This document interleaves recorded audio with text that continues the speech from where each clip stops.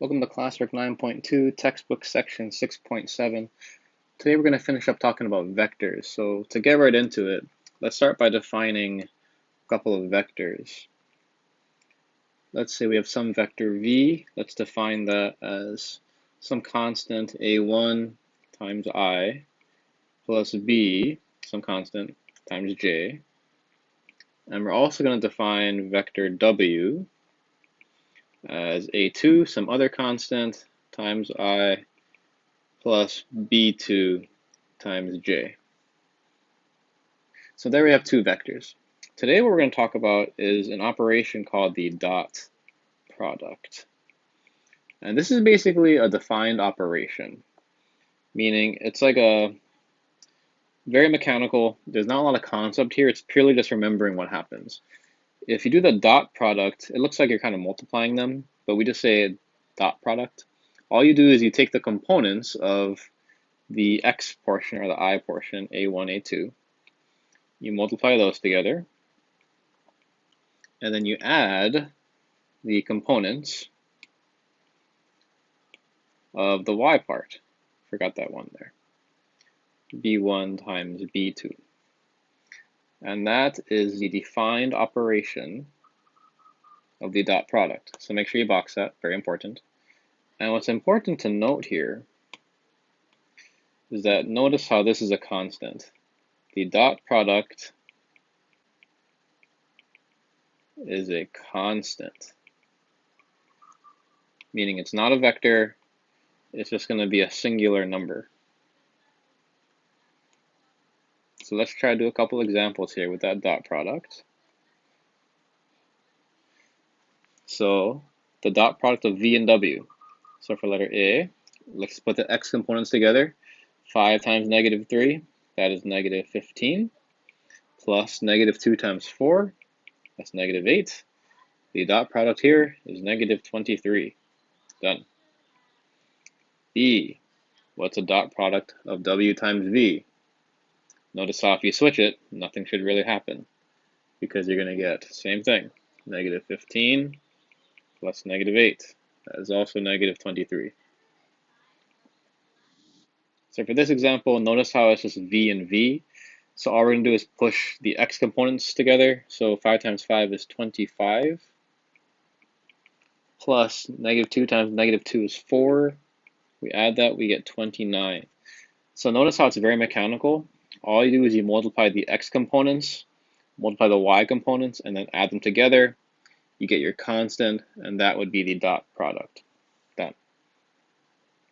Example 2, finding the angle between two vectors. So for this one, there's a pretty cool formula we use. It's cosine theta is equal to the dot product. So now as we're going to see why the dot product is helpful, divided by the product of the magnitudes.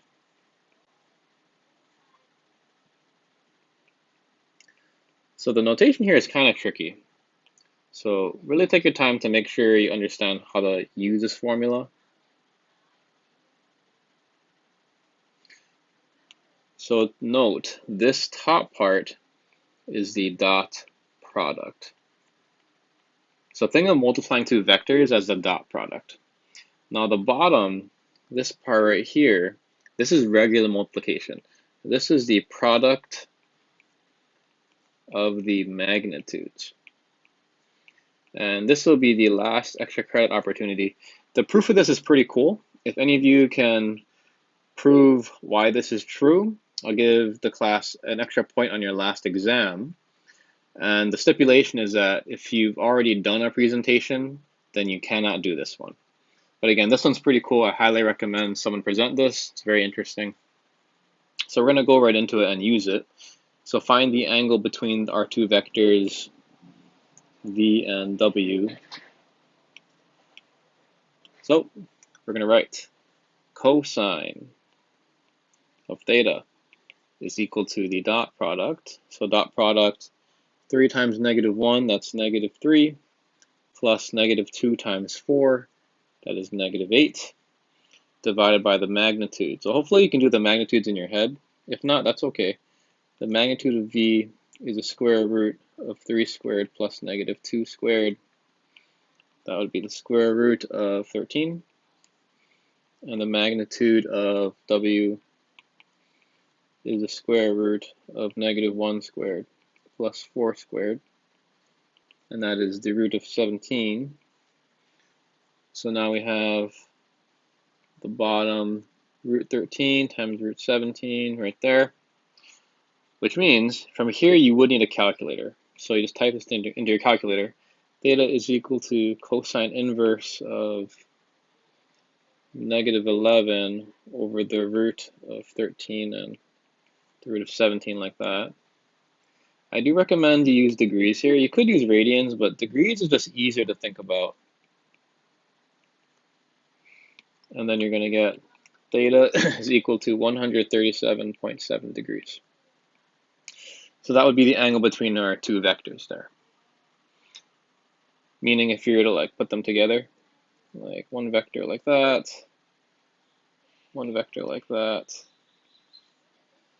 that's what we're looking for. This is your angle between two vectors if this was V and that was W. Okay, we're on the last part. Parallel and orthogonal vectors. So you're going to see this word in higher level math, orthogonal. That's a very fancy way of saying perpendicular. So make sure you make that note. Orthogonal simply means perpendicular. Exact same thing. Now here is another application of the dot product that's super useful.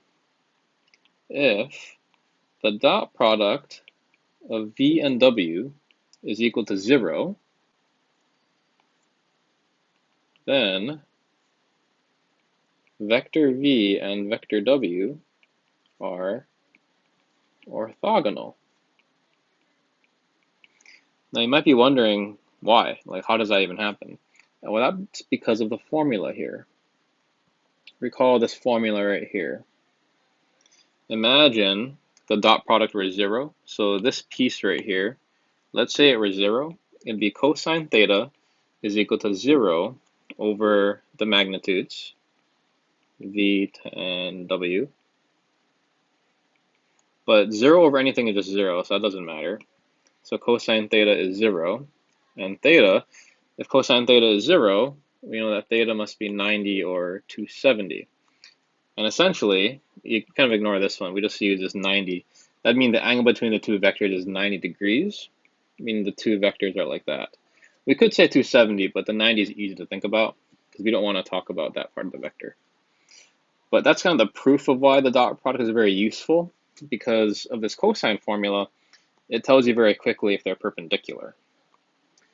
And for parallel vectors, so make sure you got that note for orthogonal, two vectors are parallel if the components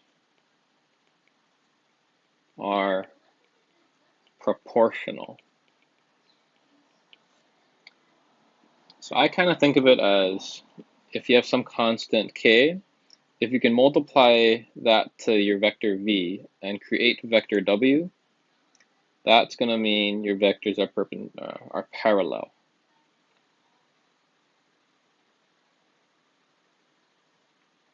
And what's interesting about vectors for being parallel, I'll put a couple examples here.